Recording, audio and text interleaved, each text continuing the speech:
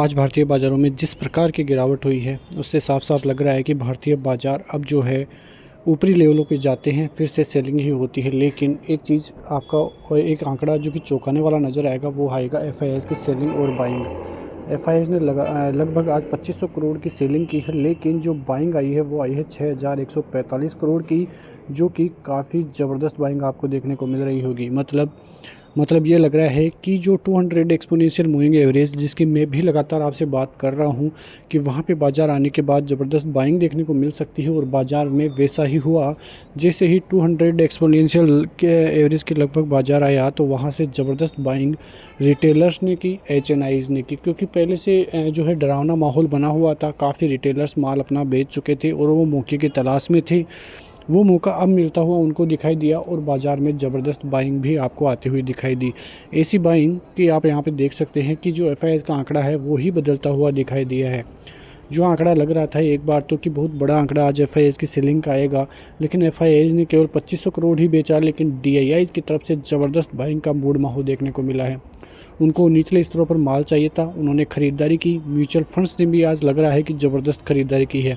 इसी की वजह से इतनी ज़बरदस्त बाइंग का आंकड़ा आता हुआ दिखाई दिया है।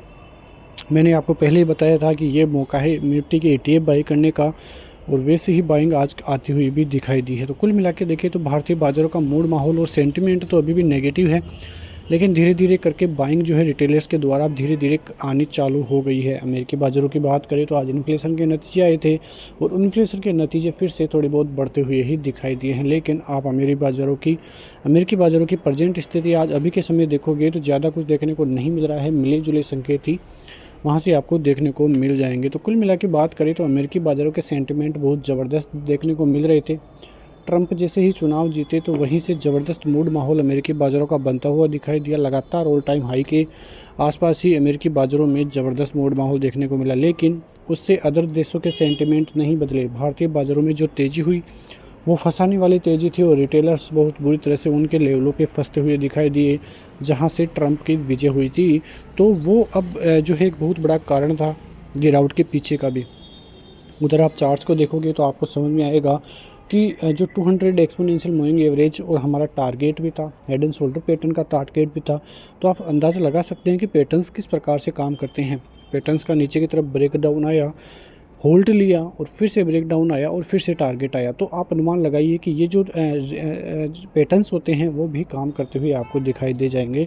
तो कुल मिला के यदि कल के बारे में देखें कि कल के लेवल्स क्या होंगे, तो निफ्टी के लिए सबसे पहले बात करें तो निफ्टी 24,600 और 700 और 800, ये 3 लेवल काफ़ी इंपॉर्टेंट रहेंगे, क्योंकि यहाँ पे ज़बरदस्त कॉल राइटिंग आपको देखने को मिलेगी। नीचे की तरफ आप सपोर्ट लेवल 23,350 का रहता हुआ नज़र आएगा। यदि वो टूटता है तो फिर ज़्यादा दिक्कतें बढ़ती हुई नज़र आएगी, क्योंकि 200 एक्सपोनेंशियल मूविंग एवरेज के पहले ही बाजार नीचे है। टेक्सर बैंक निफ्टी का भी बिगड़ता हुआ दिखाई दिया है। बैंक निफ्टी भी यदि 50,000 का लेवल कल तोड़ता है और नीचे रहता है तो आपको फिर 49,800 49,600 के टारगेट मिलेंगे। 50,200 के लेवल्स के ऊपर जब जाएगा बैंक निफ्टी तब थोड़ी पॉजिटिव स्थिति बनती हुई दिखाई देगी, वरना बाजार के हालात नेगेटिव ही देखने को मिलेंगे। तो इसी खबर के साथ मिलते हैं नेक्स्ट वीडियो में। जय हिंद, जय भारत।